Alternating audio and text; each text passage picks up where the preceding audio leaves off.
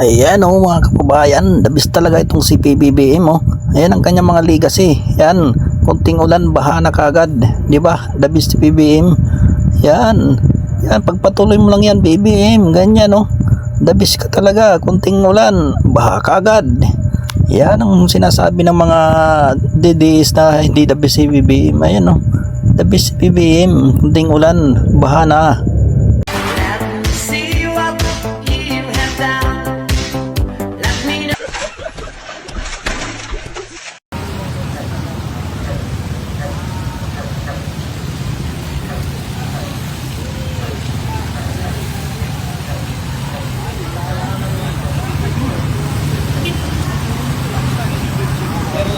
Umibo ako?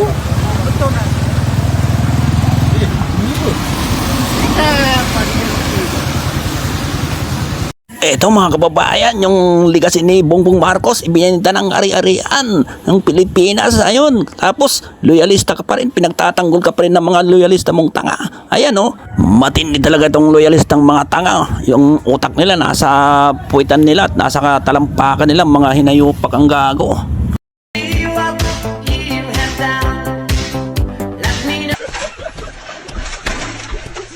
Huwag natin pakialaman yung flood control na yan.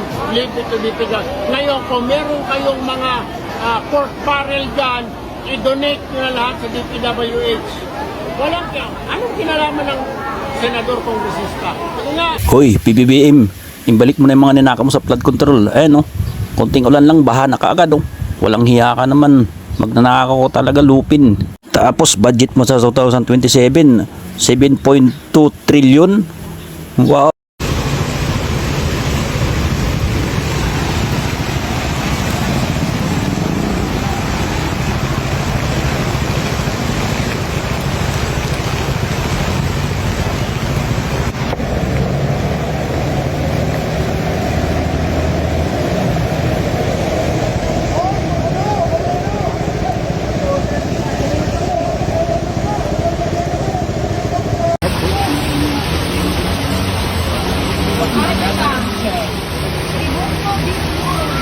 Ibong pa, bitch.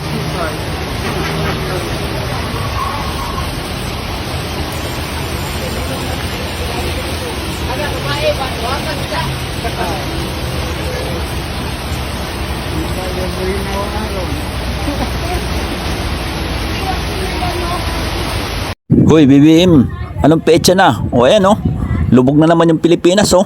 Konting ulan lang, baha na kaagad. Dahil sa pagnanakaw mo ng flood control.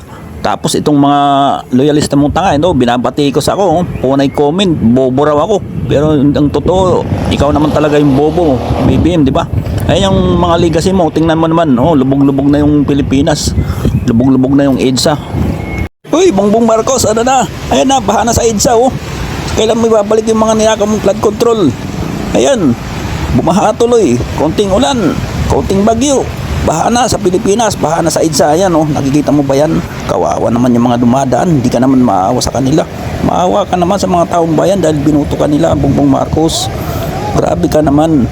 Nasaan yung konsensya? Nasaan yung hustesya na sinasabi mo dyan?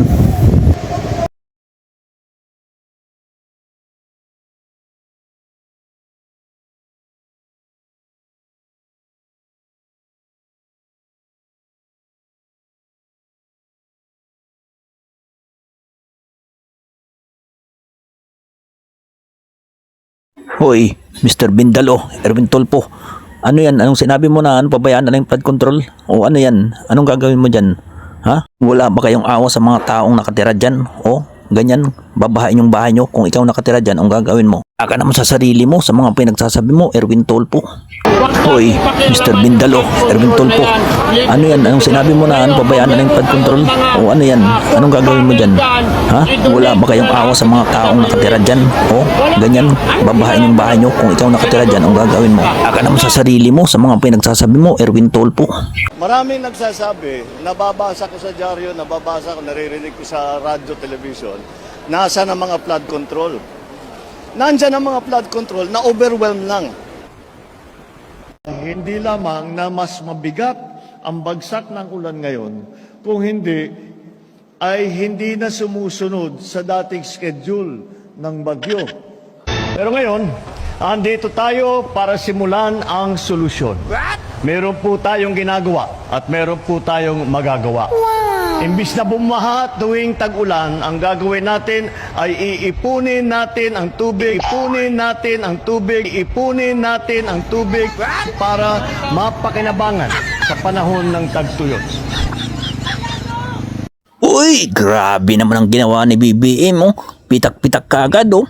Yung espalto niya, parang kailan lang linagay, pitak-pitak kagad. Yan ang legacy ni Bongbong Marcos. Ayan, oh. Grabe, nakikita nyo yan. Pitak-pitak kagad. Kawawa naman yung mga dumadaan dyan, oh. Pitak-pitak kagad katapos lang madaanan ng isang truck. Ano ba yan, BBM, ang espalto mo?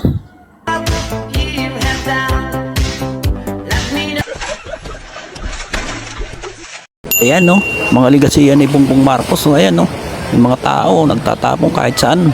Pero kung sa Japan yan, talagang kulong yan. Pero dito sa Pilipinas, kay Bongbong Marcos, wala, okay lang yan dahil adik nga bangag eh.